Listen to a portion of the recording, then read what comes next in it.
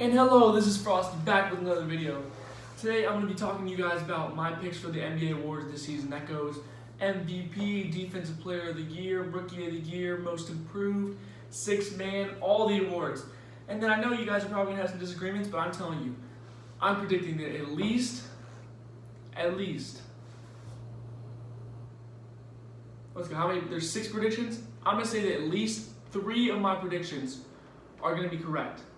And if not, I'll come up with some type of punishment in the comments. You guys can pick the punishment, and I will do it at the end of the year if 3 of my predictions do not come true. So here we go, starting the video. Then it would be missing. The flow is distracted, that's cataclysmic. You walk with a hook, we never was fishing. I live in the present, I am so gifted. How are you raining? Cause you are not water, the steam it be coming. I must be a sauna. Peculiar flow make me sound like a born, and I'm always on point like I'm turning a corner. Alright, so today, I think the first award that I should start with is the one that I know for sure who's going to win. I think this is the most guaranteed one, at least for me. Rookie of the Year.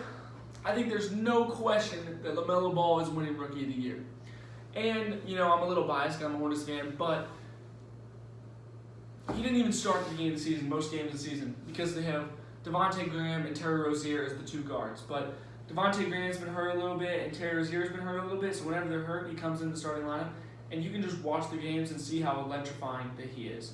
And you can just tell, if you go on House of Highlights or Bleacher Report or ESPN, I'd say last year the Hornets might have been posted like maybe 5 times by all the accounts combined.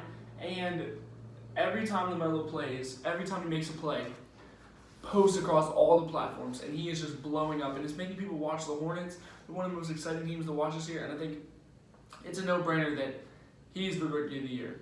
I don't even know if he's the best rookie.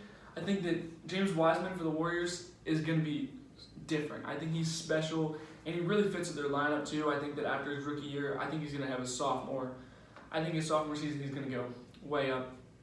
And same for Anthony Edwards. He's on a good team that I think fits his role pretty well, and they have a good role for him. But he's only a rookie, and I think that he's one of those players that you know is only going to be rising.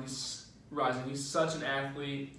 He hit his first 3 over LeBron the other night, and I think that's just big boost for his career. And, you know, LaMelo Ball is just a special talent. And you can just tell the way that he plays, and he's exciting to watch. And that is part of what it means to win an award. You win awards by being exciting to watch, by having fans want to see you. Like, you want to have fans enjoying the way you play basketball, because basketball is entertainment. You know, it is entertainment. I mean, you're trying to win, but you're also trying to entertain the fans, and that's what you get paid the big dollars for, and that's facts. Sell tickets. My next award, let's go. I think I'm going to do Sixth Man of the Year. For my Sixth Man of the Year, I'm going with, you might not think of this one, but I'm going with Jordan Clarkson. And Jordan Clarkson has always been one of my favorite players, and he's always been so good at scoring off the bench, and he was good for the Lakers, and then he got traded to the Cavs, and he was still decent, but he's playing for the Jazz right now, and the Jazz are playing special basketball. They've won 19 of their last 20 games, and a big reason is Jordan Clarkson off the bench has been absolutely killing it.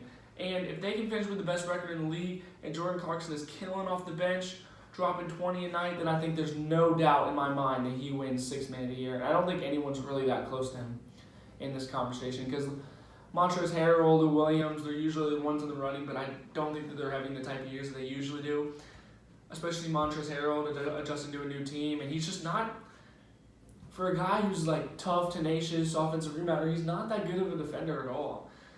Like, and Jordan Clarkson is no great defender, but if Montrezl Harrell could play defense a little better, like his position, because the position that he's in is a defensive, like, if you're a big man, you need to be able to play defense. I think that's the most important part about it. I don't think that you scoring 15 points a night is that big a deal if you can't guard anybody, because it's just a mismatch. Because there's so many, like, the era of the big man is not here right now, obviously.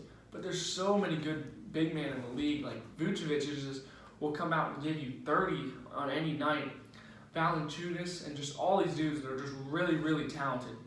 They can come out and you don't even, like, these dudes nobody talks about, and they give you 30. And they'll big contributors to a team win. So I think that's a big deal. For my MVP, let's see. I was leaning toward Joel Embiid at the beginning of the year, and I've always really liked Joel Embiid. And I thought that him and Ben Simmons together is a good combination, but I just don't think that Ben Simmons is a good enough scorer and shooter to be able to win them a championship, to be able to spread the floor enough, even when they had shooters like J.J. Redick.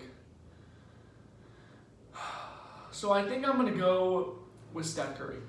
And it's been a couple years since Steph Curry has won an MVP, so it takes away the thing where they never want to give the MVP to too many people in a row, and I think that's the reason why Giannis won't win. Also, I think that this is the year where they just realize that Giannis isn't he doesn't have the type of season to make everyone think that he's going to win MVP. And I thought Luka would win at the beginning of the year, but Luka hasn't had the type of season that he's supposed to. I mean, he's played well, but the Mavs are their record is not very good, and they've had to deal with a lot of injuries, so I don't think he's going to win. So I think I'm going with Steph Curry for MVP, just because he's had to carry such a big load. And people have continuously questioned, can he carry a team? How are they going to win? They don't have anybody else. And he has absolutely been killing and carrying every night. And even if he has bad shooting nights like he did the other night, he came in and hit a clutch shot at the end. And that's just, I think that's the brand of basketball that's going to get him the MVP. And some people are going to say LeBron. I really just don't think LeBron's winning MVP this year. I don't think he's had that type of season. I mean, he's LeBron. He's amazing. I just don't think that this is the season where he wins MVP. I don't. Now, for most improved, this is a tough one. There's a lot of guys that could definitely go into winning most improved, but I think I'm going to go with Julius Randle. And I honestly don't know if he is the most improved, but I think he's going to win the award, only because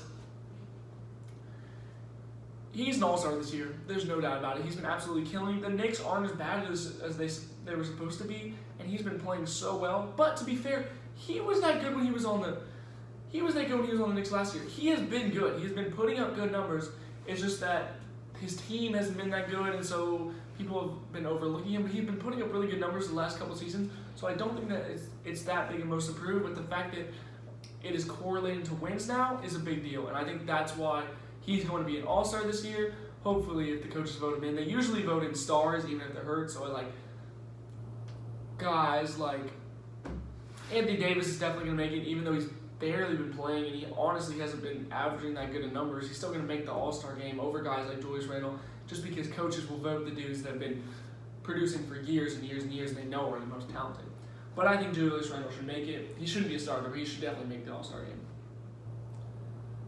You could also see guys like Bradley Beal, but again, Bradley Beal has been killing for years, and he was so good last year. He should have made the all-star team last year. So I don't think that Bradley Beal should win most improved. So yeah, and then we have our last award, Defensive Player of the Year. And I hate to say it, because I've always been a little bit, my friends in Pennsylvania and Philadelphia will attest to this, I've always been a little bit of a Ben Simmons hater, right? Devin Booker dropped like 30 on his head the other night. But I'm going with Ben Simmons for Defensive Player of the Year. Only because the Sixers have been good this year, man. They really have. They've been good this year. And although Ben Simmons is not, I don't think he's that good of an offensive player.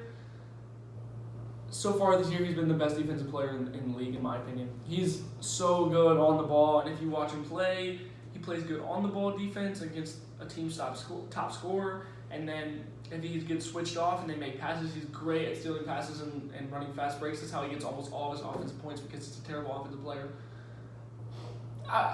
He's not a terrible offensive player. He can't score on his own unless he drives, does little hook shots and layups. He can't shoot or anything. So most of his points are off fast breaks, but that's because he's such a good defender. So I'll admit it, right? Ben Simmons has been the best defender in the league this season, so I'm giving him Defensive Player of the Year. All right, thank you guys so much for tuning in today. Let me know how you feel about my picks. Some of them you might disagree with, a few you might agree with. Remember, I'm getting at least 3 of them right. And if I don't, you decide in the comments what my punishment will be. And I'll like and agree to one comment. And that's what I'll do. Stay fresh.